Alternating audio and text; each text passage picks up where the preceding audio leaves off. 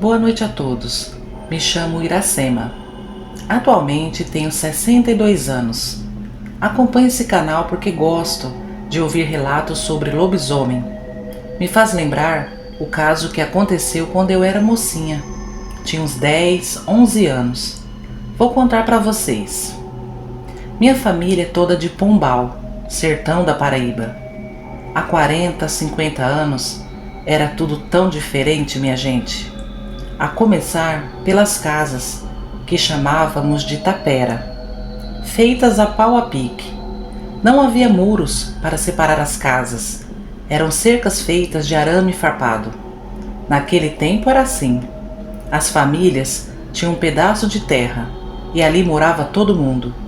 Ia nascendo os filhos, casavam, já ficavam por ali. Daqui a pouco já vinham os netos. A família ia aumentando os cômodos ou fazendo mais taperas por ali, e ia ficando todo mundo lá. Assim era comum no sertão inteiro. Luxo ninguém conhecia. Era tomar banho de bacia, luz a lamparina, cama era rede. Estudo? Vixe! Naquele tempo, menino quando pegava idade de 4, 5 anos, já estava na lida com os pais, nos roçados. Eu mesma aprendi a ler e escrever depois dos 40 anos. Fiz aquele ensino por nome supletivo. Estudei todinho o ensino fundamental. Mas tem muitos da mesma época que a minha que até hoje não sabe assinar o nome. Assina com o polegar. Eu tive foi sorte. Hoje sei até mexer em celular, porque meus netos me ensinaram. Mas naquele tempo era tudo mais difícil. Lá em casa éramos em 12 irmãos, maioria tudo menino, o que era bom para ajudar meu pai na roça. Em casa ficavam minha mãe, minhas 2 irmãs e eu. Passávamos o dia inteirinho tombando baldes de água na cabeça, pegando lenha, limpando o terreiro, dando milho para as galinhas e ajudando mamãe a fazer comida. Bom, mas dito tudo isso, para vocês terem noção de como era a nossa vida, agora eu vou contar porque meu irmão teve um triste fim. Meu irmão José era encostado mais velho. Eu não lembro bem a idade dele, mas devia ter mais de 20 anos. Era um rapaz muito bonito, do tipo que chamava a atenção de todas as mocinhas ali do vilarejo. Era também muito trabalhador, o braço direito de papai, o orgulho da nossa família. Nós não cansávamos de rasgar elogios a ele. Era um bom filho e um bom irmão, fazia de tudo. Mas vocês sabem, né? Rapaz trabalhador e bonito é muito paquerado pelas mocinhas. As meninas ali da vizinhança viviam indo lá em casa, com desculpa de conversar com minha mãe e minhas irmãs, mas elas queriam era estar perto de José. Ele, por sua vez, nunca escondeu de ninguém que o amor da vida dele era Sinara, filha da comadre Sebastiana, que era parteira. Eles tinham quase a mesma idade, e inclusive a comadre Sebastiana e o compadre Tonho eram o mesmo que ser da nossa família, e faziam muito gosto desse namoro. Mas o meu irmão era tímido e ficava de lenga-lenga e o tempo só passando. Só que ali em Pombal, naquela época, passavam muitos retirantes. Uns ficavam por lá, outros seguiam viagem. E bem no nosso vilarejo chegou uma família. Chegaram de Malicuia. Logo todo mundo ali foi conhecer essa família e tentar ajudar. O nosso povo nordestino é porreta, não nega ajuda para ninguém. Rapidamente a família se estabeleceu ali, entre nós. Era a mãe, o pai e 3 filhas. Conversa vai, conversa vem, eles disseram que vieram de Paulo Afonso, Bahia. Mas com o passar do tempo, todos perceberam que eles eram contraditórios. A mulher dizia que veio para Paraíba pagar uma promessa e depois de paga voltaria para Paulo Afonso. Já o homem dizia que a seca estava castigando demais para aquelas bandas. E a filha caçula, que tinha a mesma idade que a minha e que inclusive ficamos muito amiguinhas, me dizia que eles foram expulsos de lá e saíram às escondidas. Eu perguntava o porquê, mas ela não sabia me dizer.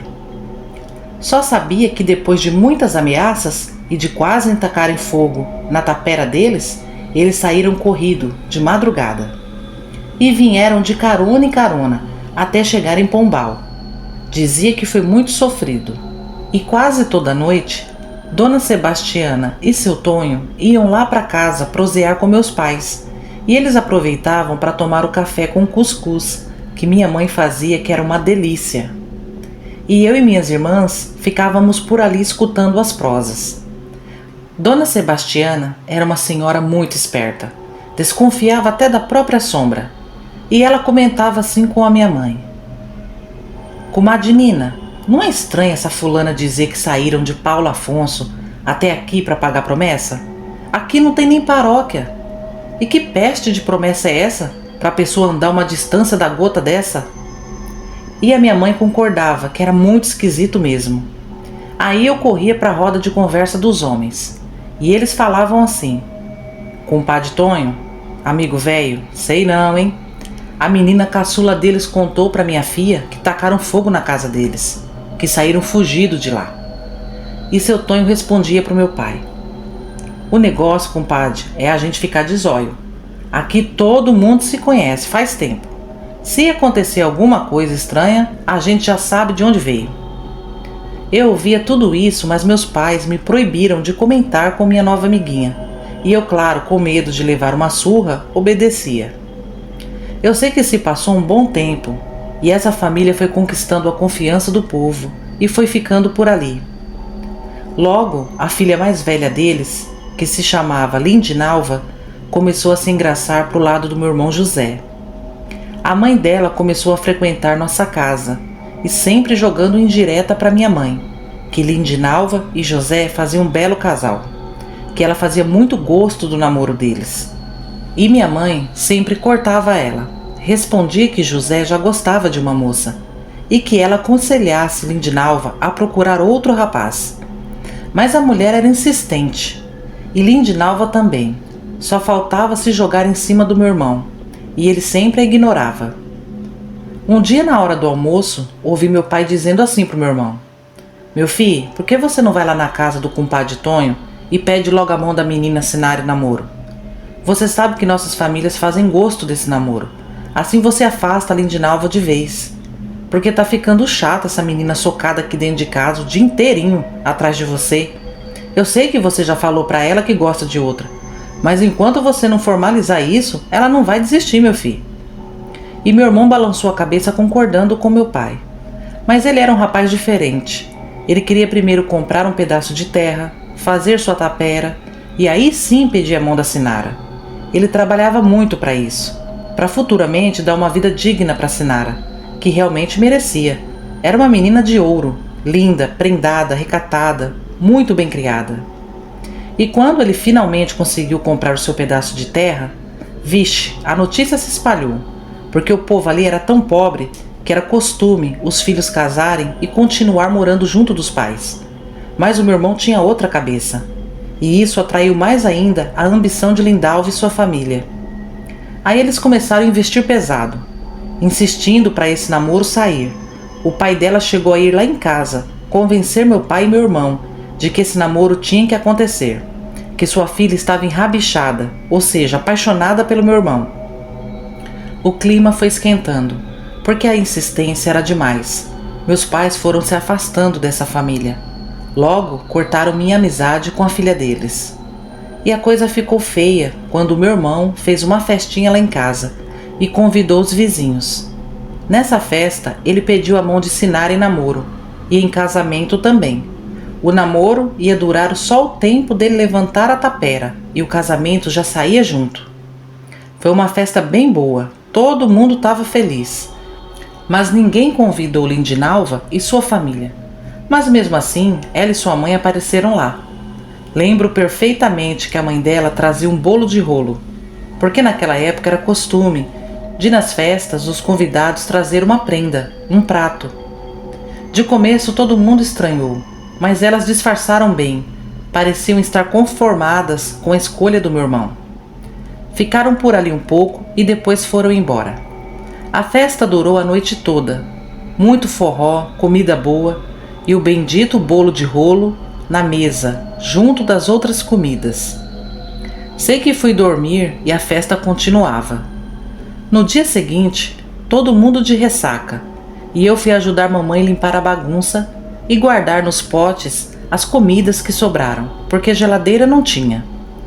Ninguém se lembrava do tal bolo de rolo, mas não tinha sobrado um pedaço dele. Enfim, passou um mês mais ou menos e meu irmão começou a ficar doente. Primeiro perdeu o apetite, ficou muito fraco, já não tinha forças para a lida na roça. Quase toda noite ardia em febre, chorava e gemia deitado na sua rede. Meus pais procuraram benzedeiras, farmacêuticos, médicos, que naquela época iam consultar em casa. Mas ninguém descobriu o que meu irmão tinha. E os dias iam passando e meu irmão definhando. Sinara se manteve ao lado dele até o fim, mas nem ela tinha mais esperança desse casamento. Lembro que foram meses difíceis. Não foi fácil ver meu querido irmão naquele estado. Tinha noites que ele se jogava no chão, gritava, puxava os cabelos, não falava coisa com coisa.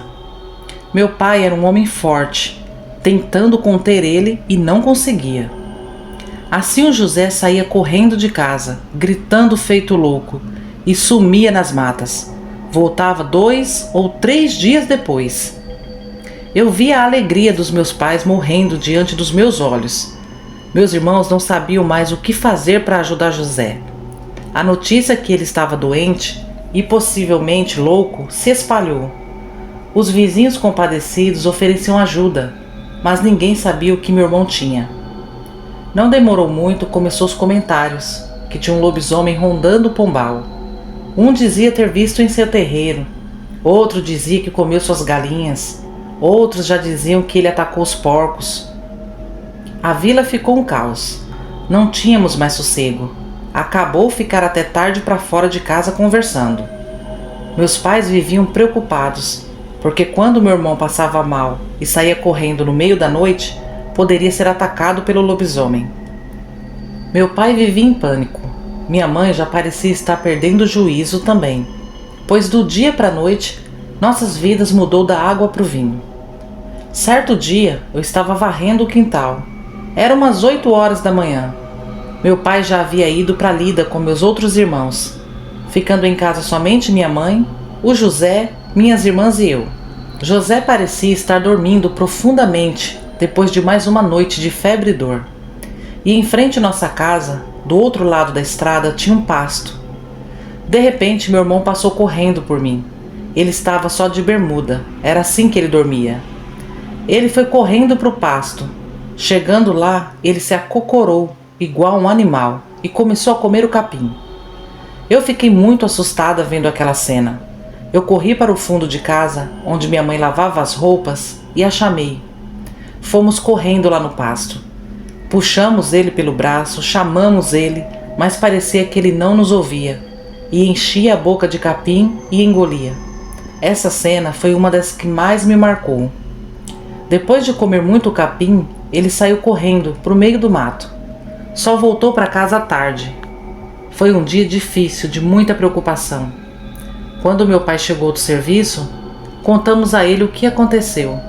Ele foi até a rede, onde meu irmão dormia, e chorava debruçado sobre ele. Dona Sebastiana foi em casa naquela noite, e depois de saber o que aconteceu, ela falou assim para meus pais: Meus compadres, eu não sou conhecedora desse assunto, mas sou parteira há muitos anos e já vi muita coisa pesada nesse sertão. Eu tenho quase certeza que o José está enfeitiçado. E digo mais, foi a Lindinalva e a mãe dela quem lançou o feitiço nele. O feitiço estava naquele bolo de rolo, pois todo mundo aqui sabe o quanto José aprecia esse bolo, e ele comeu quase todo. Então, se tem culpados nessa história, é essa família. Devem ser feiticeiros, por isso vieram corridos da Bahia para cá. Meu pai ficou enfurecido, pois até então acho que ele e minha mãe não tinham se atentado para as coincidências. Meu pai e meus irmãos pegaram facões e foram na casa da Lindinalva tirar satisfação. Mas chegando lá, a casa estava toda aberta Eles tinham ido embora na calada da noite. Fugiram caladinhos, que nem os vizinhos se deram conta. Aí não restava mais dúvidas do envolvimento deles na doença do meu irmão. Na mesma noite, de madrugada, acordamos com meu irmão gemendo e gritando novamente. Ele fazia uns barulhos igual de animal. Levantamos para ajudá-lo, mas ele não estava mais na rede e a porta estava aberta. Meu pai pegou a lamparina e saiu para fora falando: José, José, meu filho, cadê você? Vem para dentro, filho, pelo amor de Deus, vem para dentro, meu filho.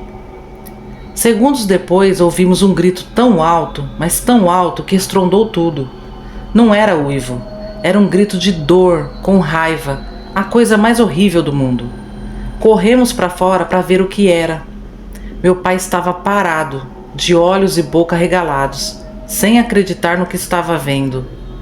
Quando firmamos as vistas naquela escuridão que só a lua clareava um pouquinho, vimos um lobisomem muito grande.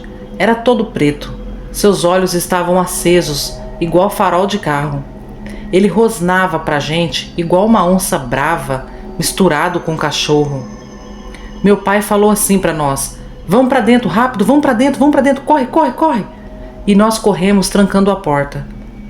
Meus pais choravam tanto que dava pena e diziam: é o José, meu Deus, é meu filho aquele lobisomem, meu Deus, ô tristeza, Jesus.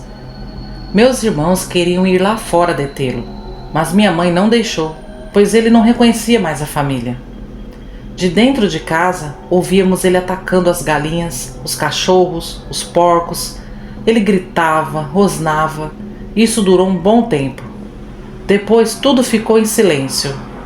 Ficamos acordados até o dia amanhecer. Quando saímos para fora, os vizinhos já estavam no nosso terreiro, olhando tudo, e vinham lamentar para meus pais. Então os vizinhos se uniram com meu pai para entrar na mata e procurar por ele. Mas aí que viu a parte mais triste e dolorosa. Não muito distante, acharam meu irmão, pendurado numa árvore. Foi uma lamentação e comoção muito grande. Foram dias sombrios. De lá para cá minha família perdeu o rumo. Arrisco dizer que meus pais faleceram até antes do tempo. Tamanho era o sofrimento deles por conta disso. Então hoje acompanho relatos e vejo muitos dizerem que existem os lobisomens pactuados e os que têm sina. Mas existem também esses que foram enfeitiçados por magia pesada. Meu irmão é um caso verídico disso. Acredito que essa magia que foi feita contra ele poderia transformá-lo em qualquer animal. Infelizmente, depois de grande e continuar morando aqui no sertão, eu presenciei coisas tão pesadas quanto essa. Então esse caso do meu irmão foi só mais um entre muitos. Principalmente antigamente, tinha muitos feiticeiros disfarçados de benzedor, mas só faziam mal. Eu espero que vocês reflitam sobre o meu relato. Acreditem ou não, esse foi o triste fim do meu saudoso irmão José. Muito obrigado, canal Uivos, por me conceder a oportunidade de compartilhar essa história. E um grande abraço a todos. Amigos, esse foi o relato de hoje. Eu espero que vocês gostem. Eu peço a vocês que se inscrevam no canal, deixem o like, compartilhem, comentem para ajudar o nosso canal a crescer. Um grande abraço a todos vocês e até a próxima.